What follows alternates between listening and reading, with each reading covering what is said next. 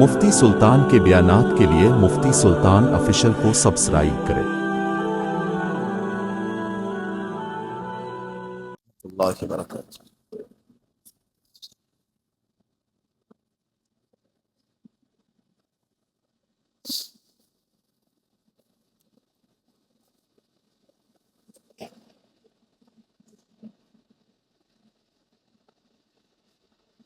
الحمد للہ نحمده ونستعینه ونستغفره ونؤمن به ونتوکل علیہ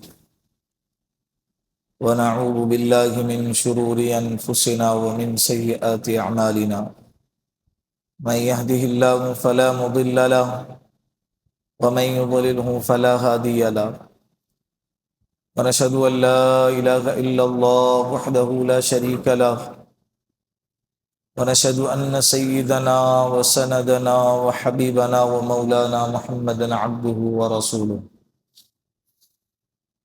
أما بعد فقد قال الله تبارك وتعالى في القرآن المجيد والفرقان الحميد فأعوذ بالله من الشيطان الرجيم بسم الله الرحمن الرحيم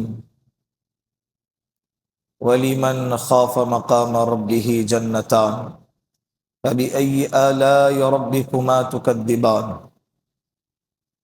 وقال النبي صلى الله عليه وسلم إن الإيمان بين الخوف والرجاء أو كما قال عليه الصلاة والسلام صدق الله المولانا العظيم وصدق رسوله النبي الكريم ونحن على ذلك من الشاكرين والشاكرين والحمد لله رب العالمين۔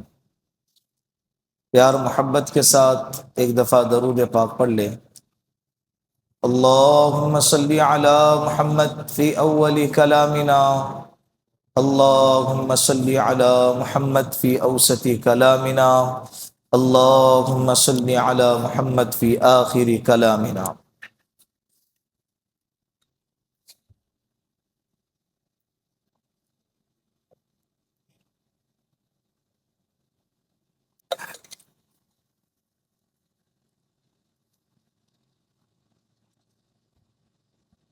گزشتہ جمعہ کو آپ لوگوں کی خدمت میں معاملات کی صفائی پر کچھ باتیں عرض کی گئی تھی کہ عبادات دو طرح کے ہیں، معاملات حقوق دو طرح کے ہیں، ایک حقوق اللہ، ایک حقوق العباد۔ اور اسلام کے اگر 4 حصے کیے جائے تو ایک حصہ عبادات کے قبیل سے ہے اور 3 حصے، یاد ہوں گا آپ کو یہ جملے، 3 حصے معاملات کے قبیل سے۔ اسلام نے اتنا ہائی لائٹ کیا ہے اس کو۔ اللہ کل قیامت کے دن حقوق اللہ میں اگر کچھ کمی اور زیادتی ہوں گی اللہ معاف فرمائیں گے، لیکن اگر حقوق العباد میں اگر کمی اور زیادتی ہوں گی تو اللہ معاف نہیں کریں گے۔ جس بندے کا حق دبایا ہے، جس بندے کا حق مارا ہے، ڈبایا ہے، ناحق طریقے سے چھینا ہے، لوٹا ہے، لیا ہے، قبضہ کیا ہے، اللہ کل قیامت کے دن اس مظلوم اور اس مجبور اور اس کمزور انسان کو حق دلا کر رہیں گے۔ کل قیامت کا دن انصاف کا دن ہوگا، یہاں تک کہ انسان تو انسان، بکریوں کے ساتھ بھی اگر کسی سینگ والی بکری نے بغیر سینگ والی بکری کو اگر مارا ہے، جانوروں کا کوئی حساب و کتاب نہیں، لیکن کل قیامت کے دن اللہ انصاف کا ترازو اس طرح سے قائم فرمائیں گے کہ بکری بھی کل قیامت کے دن اللہ کے سامنے کھڑی کی جائیں گی اور بغیر سینگ والی بکری کو سینگ عطا کی جائیں گی، اور اس سے کہا جائے گا کہ بغیر سینگ والی بکری کو کہ سینگ والی بکری نے جو دنیا میں تجھے تکلیف دی تھی آج اس کا بدلہ لے لے۔ انصاف پورا ہوگا، دونوں کو ختم کر دیا جائے گا۔ اس لیے کہ انسان اور جنات یہ مکلف مخلوقات میں سے ہیں. اللہ نے ان کو مکلف بنایا ہے عبادات کا، اللہ نے ان کو مکلف بنایا ہے احکامات کی پابندی کا. تو کل قیامت کے دن سوال و جواب بھی انہی سے ہوں گا، جنت اور جہنم میں دخول بھی انہی کے ذریعے سے ہوں گا.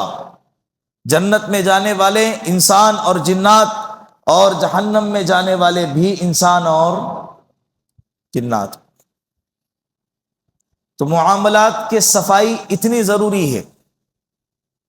اور یہ کب ہوگا؟ یہ کب ہوگا؟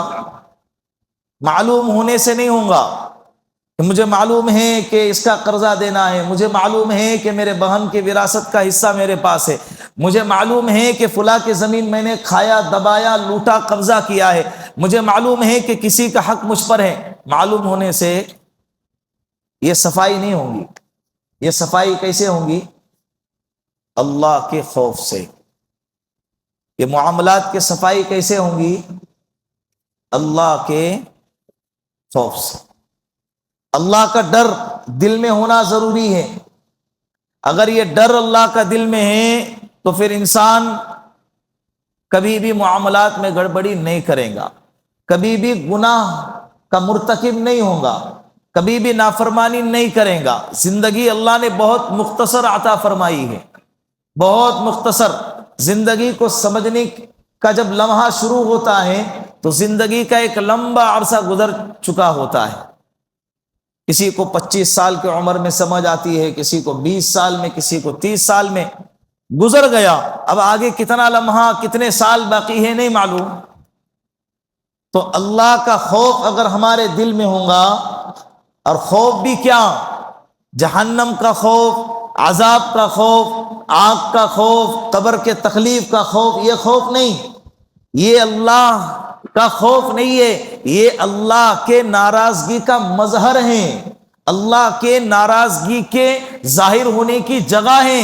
جہنم کا عذاب اور آگ کا عذاب، یہ قبر کا عذاب، یہ اللہ کے ناراضگی کے ظاہر ہونے کا ایک مقام ہے. اللہ کے ناراضگی کا جو خوف ہے، اللہ کے روٹنے کا جو خوف ہے، اللہ کے عظمت کا جو احترام دل میں ہونا چاہیے، وہ ایک الگ ہی مقام رکھتا ہے. وَلِمَنْ خَافَ مَقَامَ رَبِّهِ جَنَّتَانِ. قرآن میں سورۃ الرحمن میں اللہ رب العزت نے فرمایا کہ جو بندہ اس بات سے ڈرتا ہے کہ کل قیامت کے دن اس کو اللہ کے سامنے کھڑا ہونا ہے، تو اللہ اس کو 2 جنتیں عطا فرمائیں گے. کتنی جنتیں؟ یہاں یہ نہیں کہا جو جہنم کی آگ سے ڈرتا ہے، یا جہنم سے ڈرتا ہے، یا قبر کے عذاب سے ڈرتا ہے، اللہ اس کو یہ عطا کریں گے. نہ، کیا فرمایا؟ وَلِمَنْ خَافَ مَقَامَ رَبِّهِ. جو اس بات سے ڈرتا ہے کہ اس کو اللہ کے سامنے کھڑا ہونا ہے. کس کے سامنے؟ اللہ کے سامنے کھڑا ہو. یہ خوف اصل میں آج دل سے نکل گیا ہے، اللہ ہی کا ڈر ختم ہو گیا. معلومات بہت ہے، لیکن وہ معلومات پر عمل اس وقت ہوگا جب اللہ کا خوف ہوگا. کیا ہوگا؟ مجھے مرنا ہے، ایک دن آئیں گا مجھ پر موت طاری ہوں گی، ایک دن آئیں گا یہ ہلتا پھرتا ڈولتا یہ جسم جو ہے یہ بے جان ہو جائے گا، یہ بے جان ہو جائیں گا، بے قیمت ہو جائیں گا، اور مجھے دفنایا جائیں گا. پھر ایک وقت آئیں گا مجھے اللہ کے سامنے کھڑا کیا جائیں گا.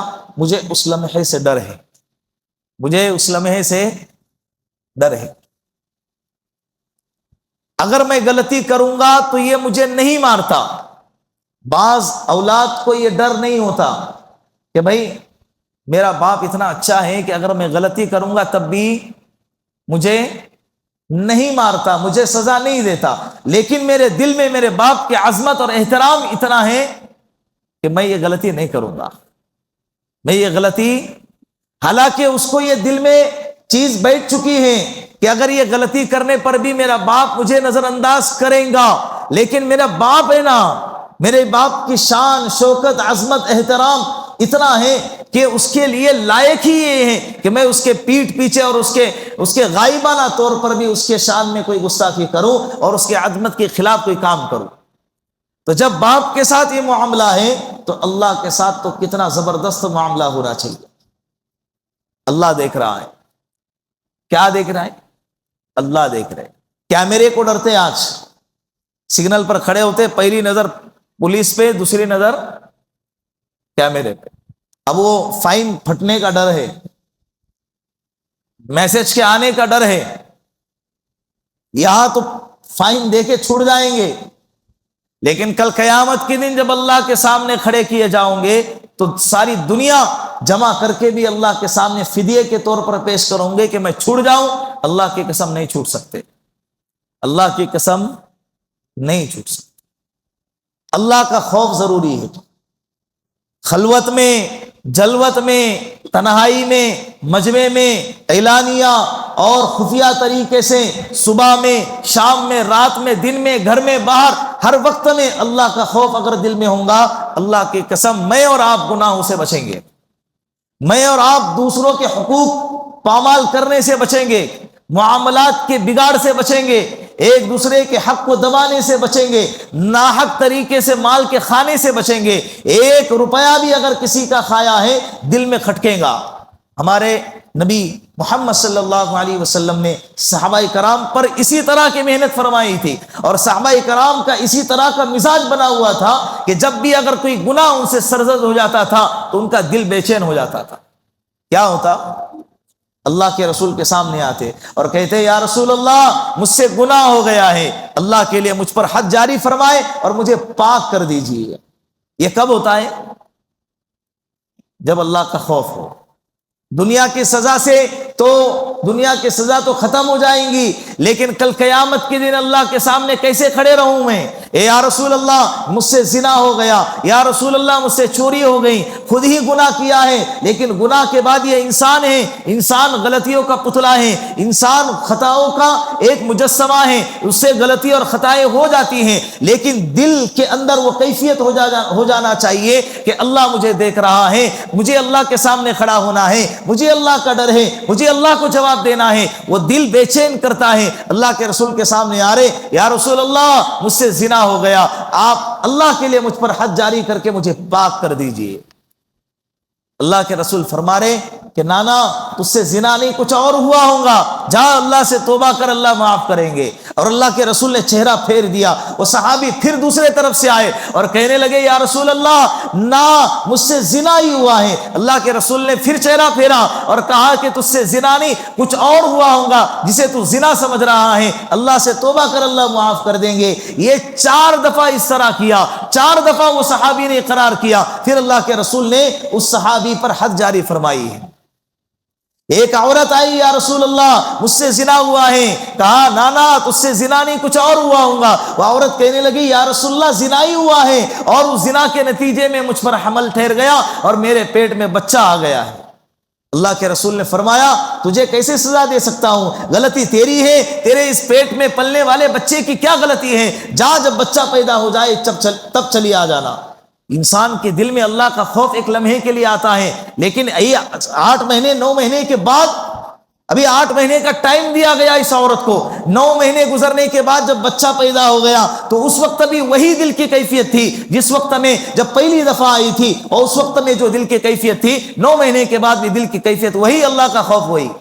اور بچہ گود میں لے کر اللہ کے رسول کے سامنے آ رہی، یا رسول اللہ آپ نے کہا تھا جب بچہ پیدا ہو جائے اس کا کیا قصور ہے، جب بچہ پیدا ہو جائے تو آ جانا۔ یا رسول اللہ میں آ گئی، اب بچہ پیدا ہو گیا، حد جاری فرمائے۔ اور حد کیا تھی؟ پتھر مار کے سنسار کر دینا اور ختم کر دینا۔ پھر بھی اس کے لیے ڈر نہیں، کیوں ڈر؟ اس سے زیادہ یہ تھا کہ کل قیامت کے دن اللہ کو کیا منہ دکھاؤں گی، یہاں تو لوگوں کے سامنے سزا بھگت لوں گی، یہ وقت گزر جائے گا، یہ میری دنیا میری زندگی ختم ہو جائیں گی، لیکن مسئلہ یہاں کا نہیں، مسئلہ کہاں کا ہے؟ بولو، آخرت کا مسئلہ ہے بھائی۔ اللہ کے رسول نے فرمایا اس کو دودھ کون پلائے گا؟ پیدا تو کر کے آ گئی لیکن دودھ کون پلائے گا؟ جب یہ ہاتھ میں روٹی پکڑے اور یہ جب منہ میں روٹی پکڑے اس وقت لے آنا۔ تو گئی، پھر اور 1 سال، پھر 1.5 سال، وقت سے پہلے اس کے منہ میں روٹی پکڑا کر لائی اور دل بے چین، کہا یا رسول اللہ دیکھو اب تو یہ کھانے لگ گیا ہے، اب تو حد جاری فرمائے۔ یہ اصرار ہو رہا ہے کس چیز کے لیے؟ اپنے آپ کو پاک کرنے کے لیے۔ یہ کب ہوتا ہے معلوم ہے؟ یہ کب ہوتا ہے؟ بولو نا، یہ کب ہوتا ہے؟ جب اللہ کا خوف دل میں پیدا ہوتا ہے۔ وَلِمَنْ خَافَ مَقَامَ رَبِّهِ جَنَّتَانِ، یہ دل کے اندر خوف ہو کہ کل قیامت کے دن مجھے اللہ کا سامنا کرنا ہے۔ یہ بہت خطرناک چیز ہے، بہت زبردست چیز ہے، یہ اپنے دل میں پیدا کرو۔ اور یہ کیسے پیدا ہوں گی؟ پریکٹس سے، مشق، تمرین، دل کے اندر ہر وقت اس کا استحضار ہونا چاہیے۔ اور آج کل کے نوجوانوں کو موبائل نے، اور پہلے زمانے کے مطلب آج سے 10-15 سال پہلے لوگوں کو ٹی ویوں نے برباد کیا تھا، آج کے جوانوں کو موبائل اور انٹرنیٹ اور سوشل میڈیا نے برباد اور تباہ کر کے رکھ دیا ہے۔ ان کی باہر کی زندگی تو زندگی، تنہائی کی زندگی بھی تباہ ہو کے رہ گئی ہے، سب ختم ہو گیا۔ اس سے بچنے کی ضرورت ہے۔ موبائل ہاتھ میں لیے سب سے پہلے دماغ میں یہ آنا چاہیے کہ کون دیکھ رہا ہے؟ اللہ دیکھ رہا ہے۔ اسی کا نام تقویٰ ہے۔ اسی کا نام کیا ہے؟ اسی کا نام تقویٰ ہے۔ دل کے اندر گناہ کا شدت سے خیال پیدا ہو جائے اور اسی وقت یہ خیال آ جائے کہ نانا اللہ دیکھ رہا ہے، اور اس ارادے کو ختم کر دے۔ حضرت مجاہد رحمت اللہ علیہ بڑے مفسر قرآن ہیں، اس آیت کے تفسیر میں وَلِمَنْ خَافَ مَقَامَ رَبِّهِ جَنَّتَانِ، اس آیت کے تفسیر میں فرماتے ہیں کہ ایک بندہ تنہائی میں ہے، گھر کے دروازے بند، گھر کی کھڑکیاں بند، رات کا اندھیرا ہے، کوئی دیکھنے والا نہیں، کوئی ٹوکنے والا نہیں، کوئی پوچھنے والا نہیں، اور گناہ کے اسباب سامنے موجود ہیں، گناہ کرنے کے لیے تیار ہیں، سارے حالات موجود ہیں، اور اس وقت اس کے دل میں یہ داعیہ اور خیال پیدا ہو جائے کہ اللہ دیکھ رہا ہے، اور وہ اس خیال کو مد نظر رکھتے ہوئے اس گناہ سے پیچھے ہٹ جائیں۔ یہ ہے وَلِمَنْ خَافَ مَقَامَ رَبِّهِ جَنَّتَانِ، ایسے بندے کو کل قیامت کے دن اللہ 2 جنتیں عطا فرمائیں گے۔ کتنی جنتیں؟ 2 جنتیں عطا فرمائیں۔ کچلنا پڑتا ہے، نفس کو کیا کرنا پڑتا ہے؟ کچلنا پڑتا ہے، اور کچلنے کے بعد اللہ آخرت میں جو دیں گے تو دیں گے۔ دنیا میں جو اللہ دل کی کیفیت میں جو لذت عطا فرماتے ہیں نا، آپ سوچ بھی نہیں سکتے۔ مولانا ذوالفقار صاحب نقشبندی نور اللہ مرقدو فرمایا کرتے تھے، راستے میں چل رہے ہیں اور بدنگاہی کا موقع سامنے آ جائے اور آپ اپنے نگاہ کو نیچے کر لے، اپنے نظروں کی حفاظت کر لے، اللہ کل قیامت کے دن جو دیں گے سو دیں گے، لیکن اللہ اسی وقت ایمان کی حلاوت اس کے دل میں پیدا فرماتے ہیں۔ اللہ اس کے دل میں اسی وقت کس کی حلاوت؟ ہم نے اصل میں ایمان کی مٹاس کو چکھا ہی نہیں ہے، ہم نے ایمان کے مٹاس کو چکھا ہی نہیں ہے، ایمان کی لذت کو ہم نے چکھا ہی نہیں ہے، اسی لیے ہم کو پتہ ہی نہیں ہے کہ گناہ سے بچنے پر جو مٹاس، جو لذت آتی ہے وہ کیا چیز ہوتی ہے۔ وہ کرنا پڑے گا، وہ ہم کو، پھر یہ اللہ کا خوف ہی ہم کو کیا کرے گا؟ وقت پر ہم کو مسجد میں لے آئے گا، وقت پر ہم کو نماز کا پابند بنائے گا، نماز چھوڑنے نہیں دیں گا یہ اللہ کا خوف ہمیں۔ اور جب معاملات کی بات آئیں گی، ہم دکان کھول کر بیٹھیں گے تو چاہے اس گراہک کو، آنے والے گراہک کو نہیں معلوم ہے اس سامان میں عیب ہے یا نہیں، لیکن مجھے تو معلوم ہے، لیکن میرے دل میں اللہ کا خوف اگر ہے تو میں اس کو بتاؤں گا کہ اس کپڑے کے اندر یہ عیب ہے، اس چپل میں، اس گاڑی میں، اس موبائل میں، جو بھی کاروبار آپ کر رہے ہیں اس کے اندر خدا نہ خواستہ کچھ عیب اور کچھ نقصان آپ کو نظر آتا ہے تو آپ اس کو بتائیں گے کہ اس کے اندر یہ عیب ہے، اس کے باوجود اگر آپ کو لینا ہے تو اتنی قیمت پر لے لے ورنہ نہ لے۔ یہ کون کرے گا؟ چونا لگاتے اور بعد میں فون کر کے جب گراہک کسٹمر کہتا ہے نا کہ بھائی تم نے تو ایسا کر دیا، تو کہاں دیکھ کے لینا چاہیے تھا نا، کیا جواب آتا ہے؟ پہلے نہیں سمجھا تھا کیا؟ پہلے نہیں سمجھا تھا نا بھائی، تجھے تو سمجھ میں آیا تھا، میرے سمجھ میں نہیں آیا، تیرے تو سمجھ میں آیا تھا۔ غیر کے پاس تو اللہ کا ڈر نہیں ہے، میرے تمہارے پاس تو اللہ کا خوف ہے، میرے تمہارے پاس تو اللہ کا خوف ہے، اللہ کی محبت ہے، اللہ کے سامنے کھڑے ہونے کا تصور اور تخیل ہے نا۔ پھر جو کام اگر غیر کریں وہی کام اگر ہم کریں تو اس میں اور ہم میں فرق کیا؟ جھوٹ بول کے سامان کو بیچے غیر اور جھوٹ بول کے سامان کو بیچے مسلمان بھی، تو غیر اور مسلم میں کیا فرق رہا؟ اللہ کے رسول نے فرمایا من غش فلیس منا، جو دھوکہ دے وہ مسلمان کیسے ہو سکتا ہے؟ جو دوسروں کو نقصان پہنچائے، جو دوسروں کو تکلیف دے اور جو دوسروں کو نیچا دکھائے، وہ مسلمان کیسے ہو سکتا ہے؟ بھائی اللہ کا خوف دل میں ہونا بہت ضروری ہے۔ اللہ کا خوف پیدا کرے، اللہ سے مانگے اے اللہ تیرا ڈر نصیب فرما، تیرا خوف نصیب فرما۔ حضرت محمد صلی اللہ علیہ وسلم نے ایک حدیث بیان فرمائی، ان الایمان بین الخوف والرجاء، ایمان نام ہے خوف اور امید کے درمیان کا، اللہ سے امید بھی، اللہ سے خوف بھی۔ گناہ کا وقت آئے اللہ کا خوف ہونا چاہیے، اور جب نا امیدی کے خیالات دل میں آئے، مر گیا کل قیامت کے دن کیا ہوگا، تو اس وقت میں اللہ کے ذات سے امید بھی ہونی چاہیے۔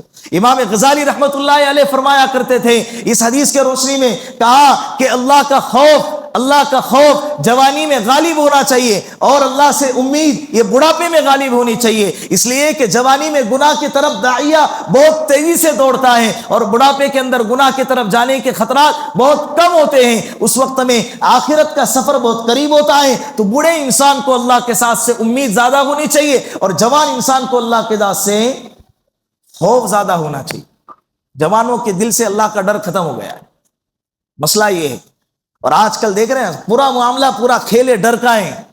یہ آج کل بہت زیادہ مالدار لوگ، پولیٹیشین لوگ جو گناہ پہ گناہ دھڑلے سے کرتے جا رہے ہیں نا، اس کی وجہ کیا ہے؟ ان کے دل سے قانون کا ڈر جب نکل جاتا ہے تو انسان جرائم کے دنیا کا بادشاہ بن جاتا ہے۔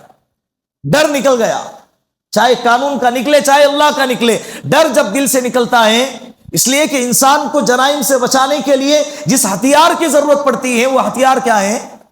ڈر ہے۔ وہی ڈر اگر ختم ہو گیا تو پھر انسان کو روکیں گے کس سے؟ بات سمجھ میں آ رہی ہے۔ اور اللہ کا خوف، ایک اور عجیب بات بتاؤں کہ انسان جب کسی سے ڈرتا ہے دنیا کے اندر، کسی انسان سے، کسی قانون سے، کسی جو ہے پولیٹیشین سے یا کسی عہدیدار سے اگر انسان ڈرتا ہے تو اس سے دور بھاگنے کی کوشش کرتا ہے۔ لیکن یہاں معاملہ الٹا ہے، جب انسان اللہ کی محبت میں اللہ کا خوف دل میں پیدا کرتا ہے اور اللہ سے ڈرنے کی کوشش کرتا ہے، جتنا اللہ سے ڈرے گا وہ اللہ کے اتنا قریب ہوتا جائے گا۔ یہ اس کے اندر یہ کوالٹی ہے۔ پھر اللہ اس پہ ایسے ہی ضائع نہیں جانے دیں گے، اللہ اس کو نوازیں گے، دنیا میں بھی اللہ نوازیں گے، آخرت میں بھی اللہ نوازیں گے۔ لوگ کہتے ہیں کہ یار اگر میں یہ نہیں کیا تو پھر وقت گزر گیا تو کیا، پھر یہ موقع ہاتھ سے چلا جائے گا۔ ارے جانے دے بھائی، ایسے موقع، گناہ والے موقع کر کے لے کے کرنا بھی کیا ہے؟ جو مجھے اللہ کی نظروں میں گرا دے، جو اللہ کی نظروں میں مجھے گرا دے، ایسے موقع جانے دو۔ اللہ اس سے بہترین موقع آپ کو عطا فرمائیں گے، اللہ اس سے بہترین موقع اللہ آپ کو عطا فرمائیں گے۔ حضرت عمر فاروق رضی اللہ عنہ کے دور خلافت میں بڑا مشہور قصہ ہے، لیکن جب بھی پڑھتا، سناتا ہوں میرا ایمان تازہ ہوتا ہے۔ حضرت امیر المؤمنین عمر بن خطاب رضی اللہ عنہ اپنے زمانے خلافت میں ان کا ایک معمول تھا، رات کے وقت میں اپنے علاقے کے گلیوں میں نکلا کرتے تھے گشت کرنے کے لیے، اس نیت سے اگر کوئی پریشان حال، کوئی مصیبت زدہ انسان نظر آتا اس کی مصیبت کو دور کرتے، اس کے پریشانی کو حل فرماتے، اور اگر کوئی انسان گناہ کے راستے پہ چلتا ہوا نظر آتا تو اس کی اصلاح فرماتے۔ ایک دفعہ اسی راستے سے نکلے، مدینے کے گلیوں میں گشت کر رہے تھے، ایک مکان کے سامنے آئے تو دیکھا کہ اندر مکان سے آواز باہر آ رہی ہے۔ آواز سے پتہ چل رہا تھا ایک آواز ایسی عورت کی ہے جو عمر دراز ہے، ایک آواز ایسی عورت کی ہے جو بالکل کنواری لڑکی کی طرح ہوتی ہے۔ دو عورتوں کی آواز ہے لیکن دونوں کی آواز میں فرق ہے۔ ایک بوڑھی عورت کی آواز آتی ہے، حضرت عمر رضی اللہ عنہ سنتے ہیں کہ وہ عورت کہتی ہے بیٹا آج جانوروں نے دودھ کم دیا ہے، لہٰذا کسٹمر جب آئیں گے تو ان کو دودھ کم گرے گا، لہٰذا دودھ میں پانی ملا کے اس دودھ کو بڑھا دے اور کسٹمر کو صبح میں دودھ پلا دے۔ وہ اماں کی بات پر وہ بیٹی کہنے لگی اماں آپ نے امیر المؤمنین عمر بن خطاب رضی اللہ عنہ کا فرمان نہیں سنا کہ دودھ میں پانی نہیں ملانا؟ وہ بیٹی کے اس جواب پر اماں کہنے لگی کہ بیٹا اتنے رات کو عمر بن خطاب یہاں کہاں بیٹھے ہوئے جو دیکھ رہے ہیں کہ ہم دودھ میں پانی ملا رہے یا نہیں ملا رہے؟ دودھ میں پانی ملا دے اور کسٹمر کو کل دے دے۔ وہ بیٹے کہنے لگی، یہ ساری گفتگو سن رہا ہے کون؟ سن رہے ہیں امیر المؤمنین عمر بن خطاب رضی اللہ۔ وہ بیٹی کہنے لگی اماں امیر المؤمنین تو نہیں دیکھ رہے، امیر المؤمنین تو نہیں سن رہے اماں، لیکن امیر المؤمنین کا جو اللہ ہے وہ اللہ تو دیکھ رہا ہے۔ این اللہ، اللہ کہاں گئے؟ اماں اللہ دیکھ رہا ہے۔ آج کل جو ہے نا ہمارے گھر کی لڑکیوں کو سبھی کی بات نہیں کر رہا، لیکن یہ ماحول بڑھتا جا رہا ہے۔ ہمارے گھر کی بیٹیوں کو پردے میں، نماز کے پابندی میں اس لیے نہیں لایا جاتا، شادی بیاہ کے موقع پر، پروگراموں کے موقع پر شرکت کرنے کے لیے برقعے کے اندر اس لیے نہیں لایا جاتا کہ اگر وہ برقعے میں آئیں گے تو اس کو رشتے کیسے آئیں گے۔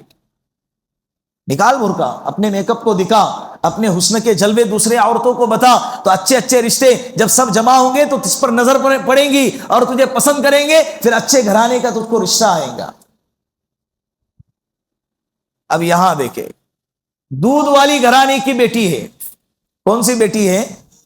دودھ والے گھرانے کی بیٹی ہے، اس کے دل میں کیا ہے؟ اللہ کا خوف ہے۔ رشتے آئے اس کو، کہاں سے رشتہ آیا؟ کہاں سے رشتہ آیا؟ حضرت امیر المؤمنین عمر بن خطاب رضی اللہ عنہ نے اس گھر کو نشانی لگائی، رات کا وقت تھا، نشانی لگائی پہچان کے لیے، چلے گئے، اور چلے جانے کے بعد دوسرے دن اس گھر کی تحقیق فرمائی، پتا چلا کہ وہ لڑکی بغیر شادی شدہ ہے۔ اپنے بیٹے کے پاس آئے عاصم بن عمر رضی اللہ عنہ اور کہا، بیٹا میری عمر گزر چکی ہے، میں چاہتا ہوں کہ وہ اپنے گھرانے کی بہو بنے اور تو اس سے نکاح کرے، اتنی نیک بیٹی ہے، میں چاہتا ہوں کہ وہ ہمارے خاندان کا حصہ بنے۔ بیٹا راضی ہو گیا۔ بادشاہ کا رشتہ آیا، کس کا رشتہ؟ مالدار اور نیچے گھرانے کا رشتہ نہیں، ڈائریکٹ کہاں سے؟ شہزادے کا رشتہ۔ بادشاہ تھے نا، 22 لاکھ مربع میل کے بادشاہ تھے حضرت عمر بن خطاب رضی اللہ عنہ، خلیفہ تھے امیر المؤمنین عمر بن خطاب رضی اللہ عنہ، ان کے گھرانے سے رشتہ۔ بادشاہ کا بیٹا بولے تو کون ہو گیا؟ شہزادہ ہوا نا۔ اللہ کے خوف کی برکت یہ ہے کہ رشتہ کہاں سے آیا؟ اللہ رب العزت نے، نکاح بھی ہو گیا، اور اللہ کے خوف کی برکت سے اس بیٹی کے بطن سے اللہ نے ان کے نواسے میں عمر بن عبدالعزیز رحمت اللہ علیہ کو پیدا فرمایا۔ کس کو پیدا فرمایا؟ حضرت عمر بن عبدالعزیز رحمت اللہ علیہ، جس کو عمر ثانی کہا جاتا ہے، جس کو خلفائے راشدہ چار ہے نا، ابو بکر صدیق رضی اللہ عنہ، عمر فاروق رضی اللہ عنہ، اور عثمان غنی رضی اللہ عنہ، اور حضرت علی کرم اللہ وجہہ۔ یہ چار کے بعد خلفائے راشدہ کا سلسلہ یہاں ختم ہوتا ہے، لیکن بعد کے جتنے لوگوں نے حضرت عمر بن عبدالعزیز رحمت اللہ علیہ کے خلافت کو دیکھا تو کہا کہ یہ بھی خلافت راشدہ کا ایک حصہ ہے، یہ بھی کیا ہے؟ خلافت راشدہ کا ایک حصہ ہے۔ اللہ رب العزت نے ایسی اولاد عطا فرمائی۔ آپ بھی اپنے اولاد کو نیکی سکھائیں، آپ بھی اپنے اولاد کو اللہ کا خوف سکھائیں، انہیں دینداری سکھائیں، ان کو نماز کا پابند بنائیں، رشتے اللہ بھیجیں گے۔ ہم تم تلاش کریں گے اتنا بہتر نہیں ہوگا، جو اللہ تلاش کریں گے وہ بہترین ہوگا۔ وہ کیا ہوگا؟ وہ ہمارے حق میں بھی بہترین ہوگا اور ہماری اولاد کے حق میں بھی کیا ہوگا؟ آج ہم اپنی اولاد کو دین سے دور رکھتے، دین سے دور رکھتے۔ کئی ایسے لڑکیاں ہیں 24-25 سال کی عمر کی ہو گئی ہے لیکن ان کے رشتے نہیں ہو رہے، خوبصورتی بلا کی ہیں لیکن پھر بھی رشتے نہیں ہو رہے۔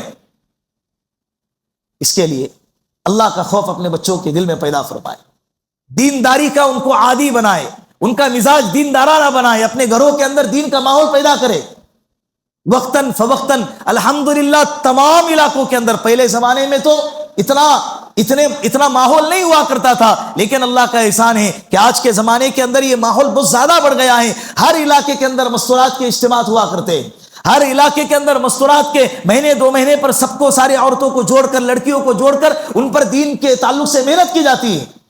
ہمارے بھی علاقے میں ہوتی ہے، جیسے کہ کل سنیچر کو دوپہر میں رکھا ہوا ہے اپنی مسجد کے اندر مستورات کے، پورے اپنے مسجد کے اطراف کے جتنے بھی بستی مکانات ہیں، تمام مکانات میں رہنے والے مستورات کے لیے اپنے مسجد کے اندر ایک پروگرام رکھا ہوا ہے جس کو اجتماع کہتے ہیں۔ مرد حضرات کی بات رکھی ہوئی، وقتاً فوقتاً ایسی دین کی باتیں جب دل پہ گریں گی اللہ ان کو عمل کی توفیق عطا فرمائیں گے۔ مرد حضرات تو مسجد میں آتے ہیں، جمعہ کے بیانات سنتے ہیں، شب و روز کے بیانات سنتے ہیں، جلسے جلوس میں شرکت کرتے ہیں، لیکن عورتوں تک بھی دین پہنچنا ضروری ہے۔ مرد اگر دیندار بنتا ہے تو اس کی دینداری اپنے حد تک رہتی ہے، لیکن جب عورت دیندار بنتی ہے تو پورا خاندان دیندار بنتا ہے۔ پورا خاندان کیا بنتا ہے؟ حضرت سلطان صلاح الدین ایوبی رحمت اللہ علیہ نے جب مسجد اقصی کو فتح کیا نا، تو فتح کرنے کے بعد یہودی کا ایک جملہ تھا یہودی جرنیل کا جملہ تھا. وہ کہنے لگا اے صلاح الدین، آج تم نے تو مسجد اقصی کو فتح کر لیا، لیکن ہم بعد میں چل کر تمہاری نسل کے عورتوں پر ایسی محنت کر کے ان کو اس نتیجے پر لا کر کھڑا کریں گے کہ کوئی مسلمان عورت دوبارہ صلاح الدین ایوبی پیدا نہیں کر سکے گی. اور آج ہو رہا ہے، وہ لڑکیاں ناچ رہی ہے ٹک ٹاک پر، انسٹاگرام پر، سوشل میڈیا کے سامنے. کتنی ایسی ہماری قوم کی بیٹیاں ہیں جو سوشل میڈیا کی زینت بنی ہوئی ہے. ماں باپ بھی اس کے پیچھے اس کا ساتھ دینے کے لیے اسکرین پر آ رہے ہیں. کتنے ایسے مسلمان لڑکیوں کے چینل بنے ہوئے، لاکھوں کی تعداد میں غیر محرم اپنے آنکھوں کو ان کو دیکھ کر سینک رہے ہیں، لیکن پیسہ مل رہا ہے، فیم مل رہا ہے، شہرت مل رہی ہے اور عزت مل رہی ہے. یہاں کی عزت بھی دھوکہ، یہاں کی شہرت بھی دھوکہ، یہاں کا فیم بھی دھوکہ، یہاں کی دولت بھی دھوکہ، یہاں کا سب کچھ فانی ہے. جو کچھ بھی ہے کل قیامت کے دن اللہ عطا فرمائیں گے وہ باقی رہنے والا ہے. ہماری بیٹیوں کو اس سوچ کے ساتھ بڑا کریں گے سب انشاءاللہ. اپنے دلوں میں خوف پیدا کریں گے انشاءاللہ. جلوت میں ہو یا خلوت میں، تنہائی میں ہو یا سب کے سامنے، اپنے دل کے اندر اللہ کا خوف پیدا کرے. اللہ رب العزت سب سے پہلے میرے دل کے اندر، اس کے بعد آپ لوگوں کے دلوں میں اللہ اپنا خوف اور اپنی محبت پیدا فرمائے. اور جب گناہ کا موقع مل جائے، اللہ اپنے فضل سے اس گناہ سے ہم کو بچنے کی اللہ توفیق عطا فرمائے. وآخر دعوانا ان الحمد للہ رب العالمین. جن حضرات نے سنت